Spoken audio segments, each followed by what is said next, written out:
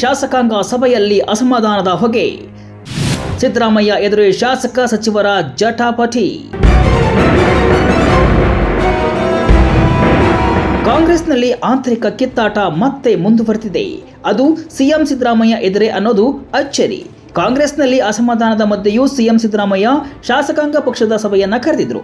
ಈ ಸಭೆಯಲ್ಲಿ ಅಕ್ಷರಶಃ ಶಾಸಕರು ಸಚಿವರು ಕಿತ್ತಾಡಿಕೊಂಡಿದ್ದಾರೆ. ಅದು ಯಾವ ಪರಿ ಅಂದ್ರೆ ಕೈ ಮಿಲಾಯಿಸುವ ಹಂತಕ್ಕೆ ಹೋಗಿದ್ದರಂತೆ. ಅಂದ್ರೆ ಯಾವ ಮಟ್ಟದಲ್ಲಿ ಶಾಸಕರಿಗೆ ಸಚಿವರ ಮೇಲೆ ಅಸಮಾಧಾನ ಇದೆ ಅನ್ನೋದು ಇಲ್ಲಿ ಗೊತ್ತಾಗುತ್ತೆ. ಮೊದಲಿನಿಂದ ಸಚಿವರ ಮೇಲೆ ಶಾಸಕರು ಸಿಟ್ಟನ್ನ ಹೊರಹಾಕ್ತಾ ಇದ್ರು. ಸಿದ್ದರಾಮಯ್ಯನವರ ಭಯಕ್ಕೆ ಎಲ್ಲವನ್ನ ಅದುಮಿಟ್ಟುಕೊಂಡು ಹೋಗ್ತಾ ಇದ್ರು. ಆದ್ರೆ ಈಗ ಶಾಸಕರ ತಾಳ್ಮೆ ಕಟ್ಟೆ ಒಡೆದಿದೆ. ಸಿದ್ದರಾಮಯ್ಯ ಎದುರೇ ಕೂಗಾಡಿದ್ದಾರೆ. ಶಾಸಕಾಂಗ ಸಭೆಯಲ್ಲಿ ಆಗಿದ್ದೇನು? ಶಾಸಕರು ಸಚಿವರ ವಾರ್, ಸಿಎಂ ತಬ್ಬಿಬ್ಬು. ಸಭೆಯಲ್ಲಿ ಸಿದ್ದರಾಮಯ್ಯ ಎದುರು ಶಾಸಕರು ಸಿಟ್ಟನ್ನ ಹೊರಹಾಕಿದ್ದಾರೆ. ಹೌದು, ಶಾಸಕರ ಬಗ್ಗೆ ಸಚಿವರು ನಿರ್ಲಕ್ಷ್ಯ ಧೋರಣೆಯನ್ನ ತೋರ್ತಾ ಇದ್ದಾರೆ. ನಮ್ಮ ಮನವಿ ಅಹವಾಲುಗಳನ್ನ ಸಚಿವರು ಪರಿಗಣಿಸ್ತಾ ಇಲ್ಲ ಅಂತ ಅಸಮಾಧಾನವನ್ನ ಹೊರಹಾಕಿದ್ದಾರೆ. ಸರ್ಕಾರ ಅಧಿಕಾರಕ್ಕೆ ಬಂದು 2 ವರ್ಷಗಳಾಗ್ತಾ ಇದ್ರೂ ಕೂಡ ಕೆಲವು ಸಚಿವರು ತಮ್ಮ ಕಚೇರಿಗೆ ಬಂದ ಶಾಸಕರನ್ನ ಗುರುತಿಸುವ ಕೆಲಸವನ್ನ ಮಾಡ್ತಾ ಇಲ್ಲ. ನಮ್ಮ ಮನವಿ ಅಹವಾಲುಗಳಿಗೆ ಆಯಿತು, ನೋಡೋಣ, ಮಾಡೋಣ ಎನ್ನುವ ಹಾರಿಕೆ ಉತ್ತರ ನೀಡಿ ಕಳಿಸ್ತಾ ಇದ್ದಾರೆ. ಮತ್ತೆ ನಾವು ಆ ಬಗ್ಗೆ ಕೇಳಿದ್ರೂ ಯಾವುದೇ ಪ್ರಯೋಜನ ಆಗ್ತಾ ಇಲ್ಲ ಅಂತ ಕಿಡಿಕಾರಿದ್ದಾರಂತೆ.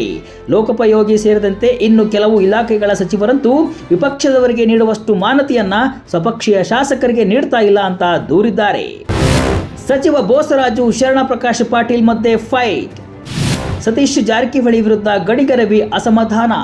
ಅಧಿಕಾರಿಗಳ ವರ್ಗಾವಣೆ ವಿಚಾರಕ್ಕೆ ಸಂಬಂಧಪಟ್ಟಂತೆ ಸಚಿವ ಡಾಕ್ಟರ್ ಶರಣಪ್ರಕಾಶ್ ಪಾಟೀಲ್ ಹಾಗೂ ಸಚಿವ ಎನ್ಎಸ್ ಬೋಸರಾಜು ನಡುವೆ ಶಾಸಕಾಂಗ ಪಕ್ಷದ ಸಭೆಯಲ್ಲಿ ಬಹಿರಂಗವಾಗಿಯೇ ಕಿತ್ತಾಟ ನಡೆದಿದೆ. ಇನ್ನು ಶಾಸಕ ಗಣಿ ರವಿ ಪಿಡಬ್ಲ್ಯೂಡಿ ಇಲಾಖೆಯ ಹಳೆ ಬಿಲ್ ಕ್ಲಿಯರ್ ಬಗ್ಗೆ ಪ್ರಸ್ತಾಪವನ್ನ ಮಾಡಿದ್ದಾರೆ. ಜೆಡಿಎಸ್ ಹಾಗೂ ಬಿಜೆಪಿಯವರ ಬಿಲ್ ಕ್ಲಿಯರ್ ಆಗ್ತಾ ಇದೆ, ಆದ್ರೆ ನಮ್ಮ ಹಳೆಯ ಬಿಲ್ ಕ್ಲಿಯರ್ ಮಾಡ್ತಾ ಇಲ್ಲ ಅಂತ ಲೋಕೋಪಯೋಗಿ ಸಚಿವ ಸತೀಶ್ ಜಾರಕಿಹೊಳಿ ವಿರುದ್ಧ ಬಹಿರಂಗವಾಗಿ ಅಸಮಾಧಾನವನ್ನ ಹೊರಹಾಕಿದ್ದಾರಂತೆ.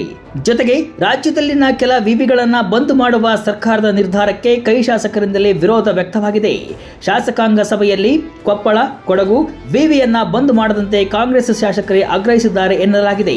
ಅಲ್ಲದೆ ಸರ್ಕಾರ ಬಂದು 2 ವರ್ಷ ಆಗಿದೆ, ಶಾಸಕರಿಗೆ ಅನುದಾನ ಸಿಕ್ಕಿಲ್ಲ ಅಂತ ಸಿಎಂ ಸಿದ್ದರಾಮಯ್ಯಗೆ ಏರು ಧ್ವನಿಯಲ್ಲೇ ಕೇಳಿದ್ದಾರಂತೆ. ಇದಕ್ಕೆ ಸಿದ್ದರಾಮಯ್ಯ ಶಾಸಕರನ್ನ ಸಮಾಧಾನ ಮಾಡುವ ಕೆಲಸವನ್ನೂ ಮಾಡಿದ್ದಾರಂತೆ. 8,000 ಕೋಟಿ ಇದೆ, ಏಪ್ರಿಲ್ನಲ್ಲಿ ಕೊಡ್ತೀನಿ. ಶಾಸಕರಿಗೆ ಸಿಎಂ ಸಿದ್ದರಾಮಯ್ಯ ಭರವಸೆ. ಶಾಸಕರು ಯಾವಾಗ ಅನುದಾನದ ವಿಚಾರದಲ್ಲಿ ಸಿದ್ದರಾಮಯ್ಯ ವಿರುದ್ಧವೇ ಬೇಸರವನ್ನು ಹೊರಹಾಕಿದ್ರು, ಸಿದ್ದರಾಮಯ್ಯ ತಕ್ಷಣವೇ ಸಮಾಧಾನ ಮಾಡುವ ಕೆಲಸವನ್ನ ಮಾಡಿದ್ದಾರೆ. ಮುಖ್ಯಮಂತ್ರಿ ವಿವೇಚನಾ ಕೋಟದಲ್ಲಿ ಲಭ್ಯವಿರುವ 8,000 ಕೋಟಿ ರೂಪಾಯಿ ಅನುದಾನದಿಂದ ಏಪ್ರಿಲ್ ಬಳಿಕ ಶಾಸಕರ ಕ್ಷೇತ್ರಾಭಿವೃದ್ಧಿ ಕಾರ್ಯಗಳಿಗೆ ಸೂಕ್ತ ಅನುದಾನ ನೀಡುವುದಾಗಿ ಸಿದ್ದರಾಮಯ್ಯ ಎಲ್ಲಾ ಶಾಸಕರಿಗೂ ಭರವಸೆಯನ್ನ ನೀಡಿದ್ದಾರೆ.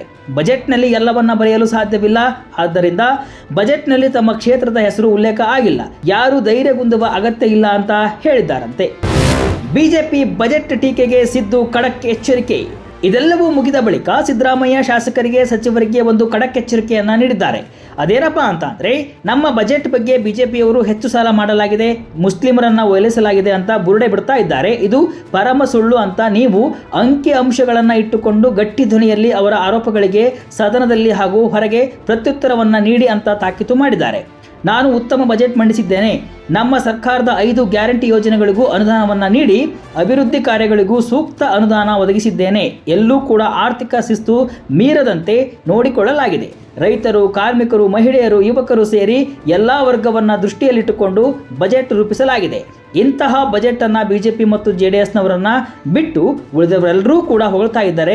ಪ್ರತಿಪಕ್ಷದವರ ಟೀಕೆಗಳಿಗೆ ನೀವು ತಕ್ಕ ಉತ್ತರವನ್ನ ನೀಡಬೇಕು ಅಂತ ಶಾಸಕರು ಸಚಿವರಿಗೆ ಖಡಕ್ ಸೂಚನೆಯನ್ನ ನೀಡಿದ್ದಾರೆ.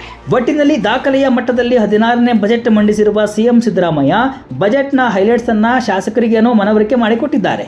ಆದರೆ ಸಭೆಯಲ್ಲಿ ಶಾಸಕರ ಅಸಮಾಧಾನ ಮಾತ್ರ ಬಹಿರಂಗವಾಗಿ ಸ್ಫೋಟವಾಗಿದ್ದು, ಕಾಂಗ್ರೆಸ್ನಲ್ಲಿನ ಆಂತರಿಕ ಅಸಮಾಧಾನ ಮತ್ತೆ ಮುಂದುವರೆದಿದೆ. ಇದು ಮುಂದೆ ಯಾವ ಹಂತಕ್ಕೆ ಹೋಗುತ್ತೆ ಕಾದು ನೋಡಬೇಕಿದೆ.